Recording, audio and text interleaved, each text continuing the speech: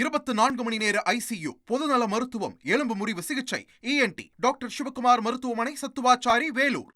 குடியாத்தம் அருகே கெங்கையம்மன் தேர் திருவிழா ஊர்வலத்தின் போது சாலையோரம் இருந்த கால்வாயில் தேர் சக்கரம் சிக்கியதால் பரபரப்பு ஏற்பட்டது. வேலூர் மாவட்டம் குடியாத்தம் அருகே உள்ள கோபாலபுரம் கெங்கையம்மன் சிரசு திருவிழாவானது வெகு விமரிசையாக நடைபெற்று வருகிறது. இந்த நிலையில் தேர் ஊர்வலம் சென்று கொண்டிருந்த போது சாலையோரம் இருந்த கால்வாயில் தேரின் சக்கரம் சிக்கியது. இதன் காரணமாக தேரோட்டம் தடைபட்ட நிலையில் ஜேசிபி இயந்திரத்தின் உதவியுடன் விடுவிக்கப்பட்டு மீண்டும் தேரோட்டம் தொடங்கியது.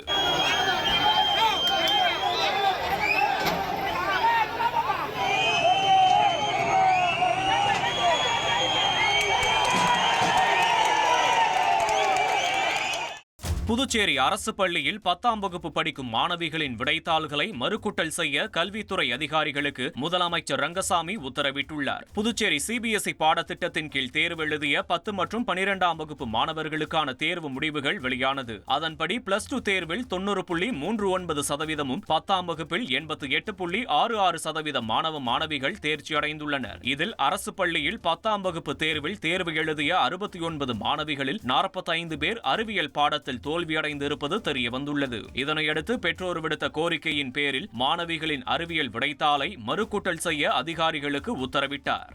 மகளிர் நலப்பிரிவு 24 மணி நேர சாலை விபத்து சிகிச்சை, நீரிழிவு சிகிச்சை, டாக்டர் சிவகுமார் மருத்துவமனை, சத்துவாச்சாரி, வேலூர்.